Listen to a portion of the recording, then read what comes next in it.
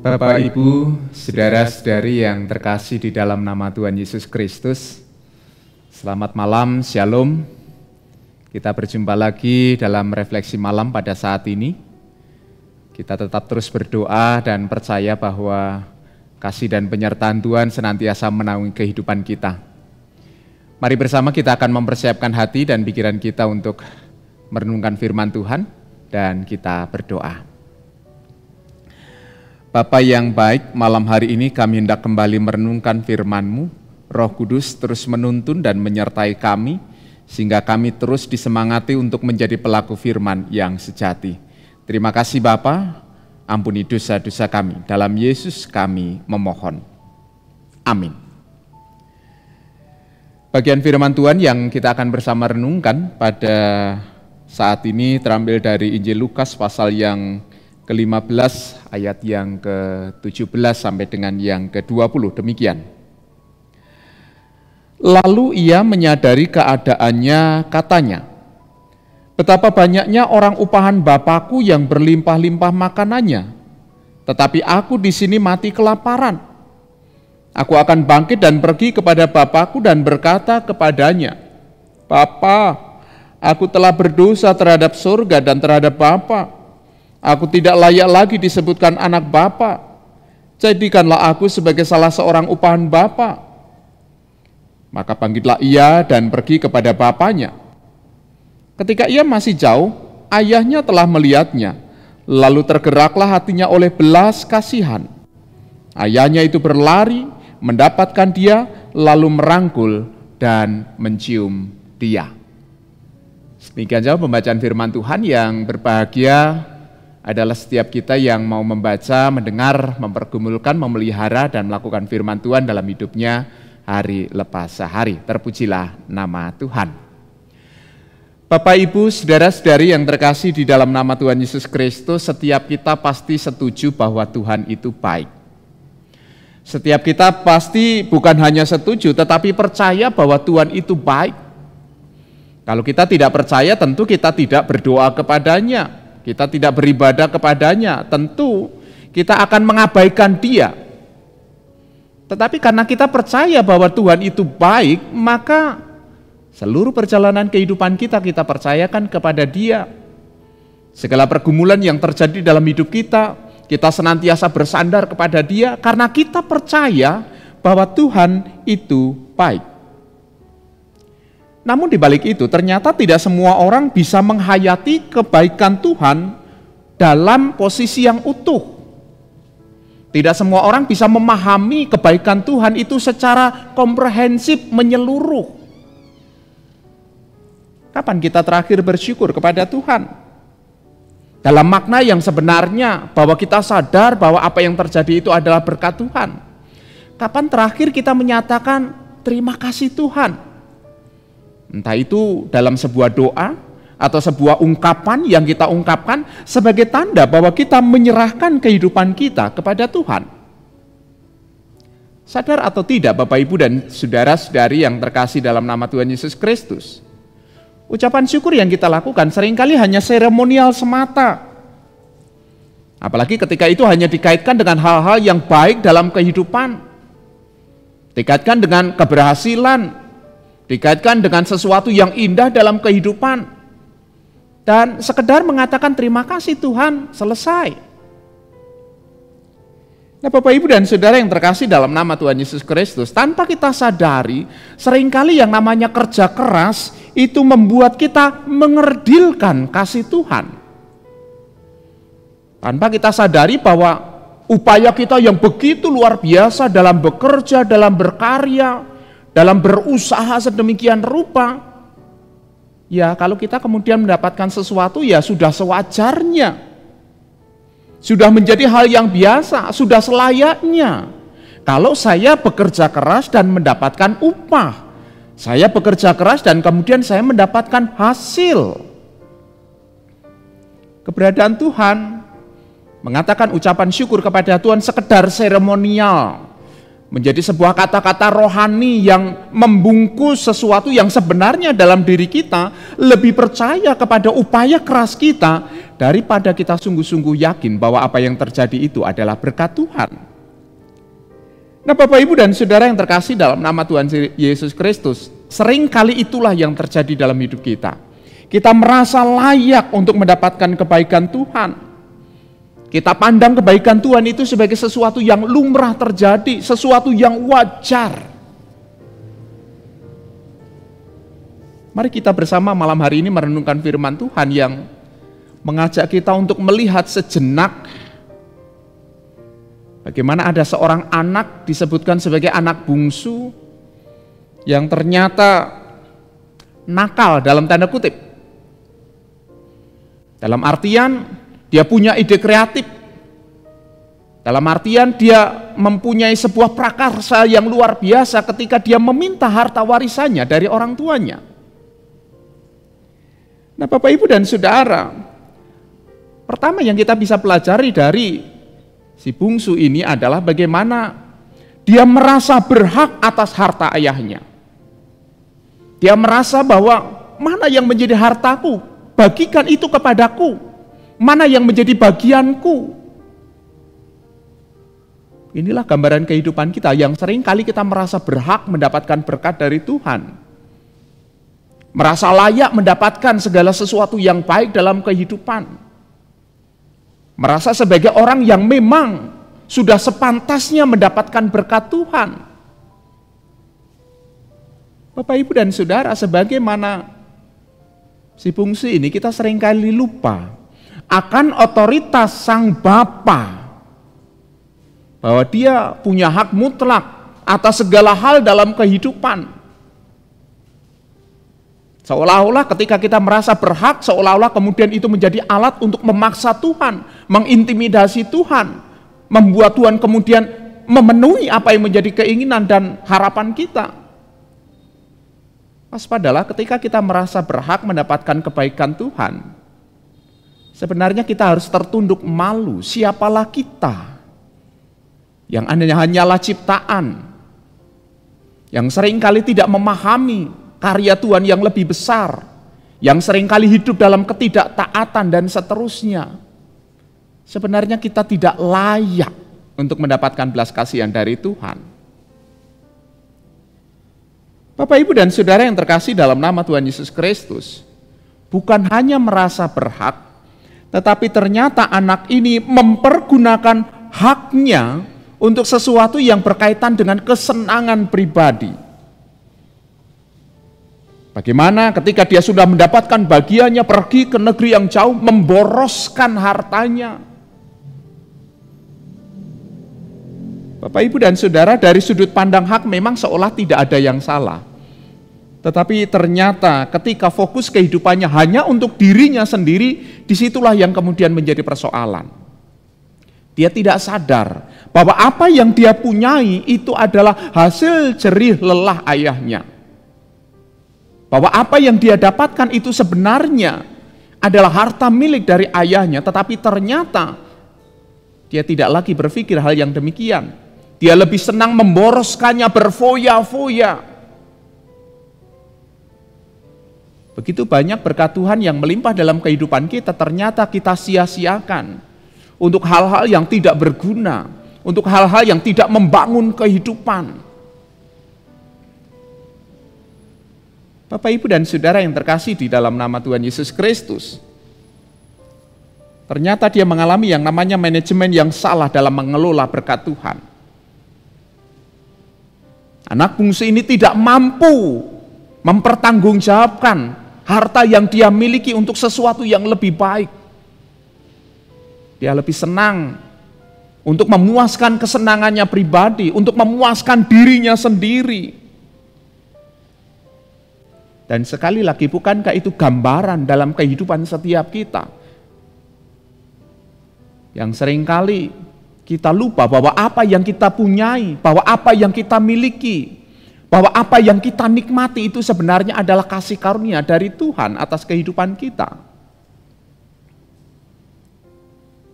Kelaparan, melarat, Dan akhirnya menjadi penjaga babi, menjadi satu momen di mana anak ini kemudian sadar, mengingat kembali akan kebaikan ayahnya, mengingat kembali akan keberadaan dirinya, sadar.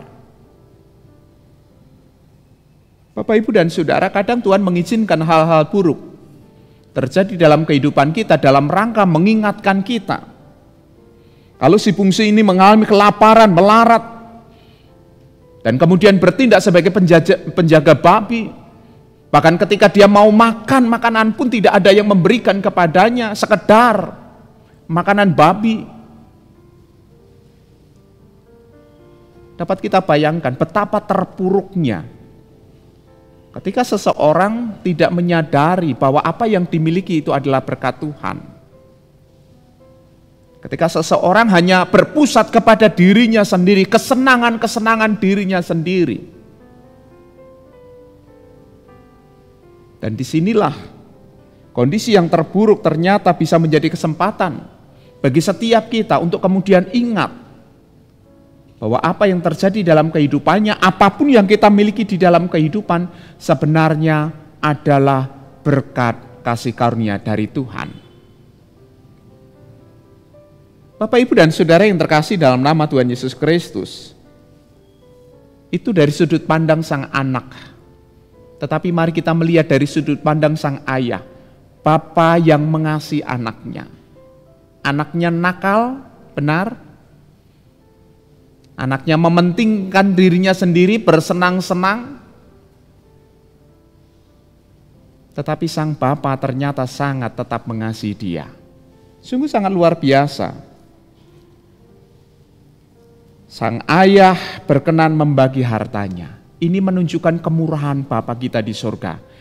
Menunjukkan bahwa sebenarnya kehidupan kita ini atas karena kasih karunia Allah. Kerja keras seperti apapun sebenarnya hanyalah alat untuk memberikan kecukupan kepada kehidupan kita. Kita harus terus sadar bahwa apapun yang kita punyai, bahwa apapun yang kita miliki sebenarnya adalah berkat dari Tuhan. Itu karena kebaikan Tuhan. Itu karena cinta kasih Tuhan yang berkenan membagikan berkatnya kepada kehidupan kita, mencukupi apa yang kita perlukan dengan berbagai macam cara. Dan itu yang sebenarnya seharusnya setiap pagi kita bangun pagi kita harus selalu ingat. Kita hidup karena kasih karunia Tuhan. Kita harus ingat kebaikan Tuhan dalam kehidupan. Agar kita tidak menjadi sombong ketika kita mendapatkan banyak hal. Atau kita terpuruk dan jatuh terjerembab ketika kita mengalami kegagalan di dalam kehidupan. Karena kita terus sadar bahwa berkat Tuhanlah yang senantiasa menaungi kita, entah itu berhasil, entah itu mengalami kegagalan sekalipun, kita tetap percaya bahwa di dalamnya ada kuasa Tuhan yang dinyatakan bagi kehidupan kita. Sungguh sangat luar biasa memang ketika si bungsu ini memilih untuk pergi ke negeri yang jauh, meninggalkan ayahnya, dan ternyata diizinkan. Ini memberikan sebuah gambaran, ternyata sang ayah menghormati pilihan anaknya, dan itulah yang sebenarnya terus terjadi dalam kehidupan kita. Karena kasihnya kepada kehidupan kita, seringkali apa yang kita pilih dihormati oleh Allah, diizinkan. Bahkan terkadang ketika memilih sesuatu yang bertentangan dengan kehendaknya pun, kadang dia mengizinkan itu terjadi. Sungguh sangat luar biasa. Itu terjadi karena memang kita diciptakan menurut gambar dan rupa Allah, mendapatkan karunia, kehendak bebas, karena mendapatkan mandat untuk mengelola bumi. Maka kita terlibat di dalam masa depan kita memilih. Bapak, Ibu, dan Saudara, kalau Tuhan menghormati pilihan kita, itu bukan berarti kemudian Dia setuju dengan pilihan kita. Kalau Dia mengizinkan kita melakukan keputusan-keputusan yang terkadang bertentangan dengan Dia, bertentangan dengan kehendaknya, bukan berarti bahwa dia setuju. Tetapi sebenarnya dia sedang mendidik kita, sedang mengajarkan sesuatu kepada kita. Paling tidak pengalaman kehidupan menjadi kesempatan berharga bagi setiap orang, bagi kita untuk belajar. Jatuh terkadang diizinkan oleh Tuhan untuk membuat kita sadar, agar kita lebih berhati-hati ketika kita berjalan. Kegagalan mengingatkan kita agar kita lebih terkonsentrasi, bukan hanya kepada diri kita sendiri, tetapi kehendak Allah yang dinyatakan di dalam kehidupan kita. Bapak, Ibu, saudara-saudari yang terkasih di dalam nama Tuhan Yesus Kristus, sungguh sangat luar biasa sang ayah menerima si bungsu kembali. Inilah pokok pikiran utama dari perumpamaan ini. Sang ayah menerima kembali si bungsu yang sudah hancur-hancuran, si bungsu yang sudah tidak mampu berbuat apa-apa lagi, kecuali merendahkan diri, diterima kembali. Ia menerima kembali si bungsu yang telah berlaku nakal.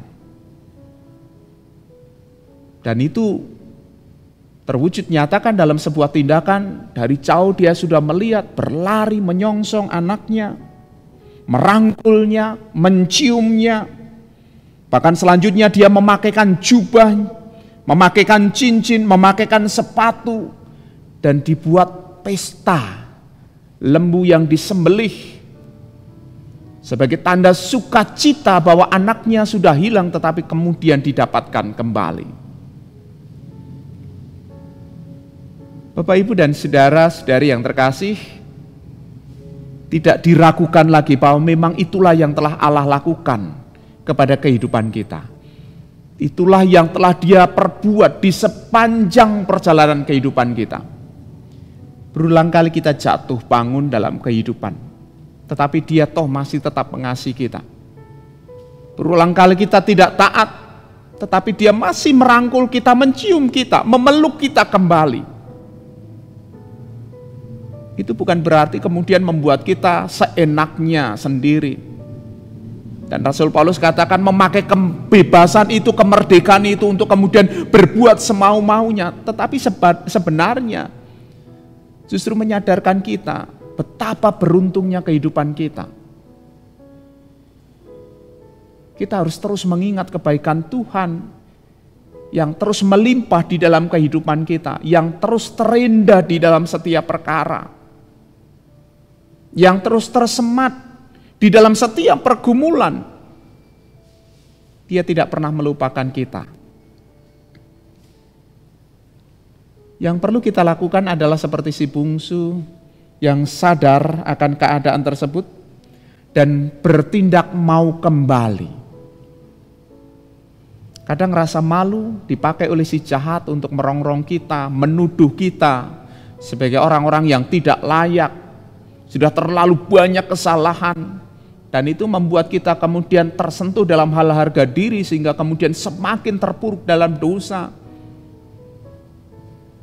Tidak bagi si bungsu. Dia tetap kembali, dia memutuskan kembali kepada ayahnya karena dia sadar betul siapa ayahnya bagi kehidupannya. Bapak, Ibu, dan saudara yang terkasih di dalam nama Tuhan Yesus Kristus, mari kita kembali mengingat kebaikan Tuhan di dalam perjalanan kehidupan kita. Dia pengasih dan penyayang, panjang sabar, tetapi jangan pernah mempermainkan Dia. Dia penuh dengan belas kasihan, tetapi Dia juga adalah hakim yang adil. Oleh karena itu mari ingatlah selalu kebaikan Tuhan di dalam kehidupan kita. Hari lepas hari, setiap tarikan nafas kita harus sadar. Dalam setiap kerja keras kita harus terus ingat, ini semua karena kebaikan Tuhan. Ini semua karena penyertaan Tuhan. Mari kita berlaku sebagai anak-anak yang setia. Jangan sampai kita salah jalan seperti si bungsu. Mari kita menata kehidupan kita sebaik mungkin untuk hidup dalam ketaatan kepada Dia. Mari kita hidup sesuai dengan kehendak-Nya sebagai Bapa yang sangat mengasihi kehidupan kita. Dan bersyukurlah. Syukur menjadi salah satu tanda yang paling sederhana bahwa kita sadar bahwa apa yang terjadi dalam kehidupan kita itu karena kasih karunia dari Tuhan, karena berkat dari Tuhan. Dan jangan hanya sekedar ucapan syukur yang seremonial semata, tetapi benar-benar keluar dari kehidupan, keluar dari hati, keluar dari kesadaran bahwa memang kehidupan kita ini karena kasih karunia dari Tuhan sendiri. Mari Bapak, Ibu, dan Saudara, kembali firman Tuhan malam hari ini menyemangati kita untuk terus mengingat kebaikan Tuhan. Amin. Mari kita datang kepada Tuhan di dalam doa. Bapa kami yang baik, kami terus hendak mengingat kebaikan-Mu yang ajaib. Dalam segala dinamika pergumulan kehidupan kami menyadari bahwa ada kebaikan-Mu yang Engkau nyatakan dalam kehidupan kami. Roh Kudus menuntun menyertai kami. Dan setiap hari kami dimampukan untuk bersyukur atas segala peristiwa yang terjadi dalam kehidupan kami. Terima kasih Bapa, ampuni dosa kami. Dalam Yesus Kristus kami telah berdoa dan mengucap syukur. Amin. Selamat malam, Tuhan memberkati dan shalom.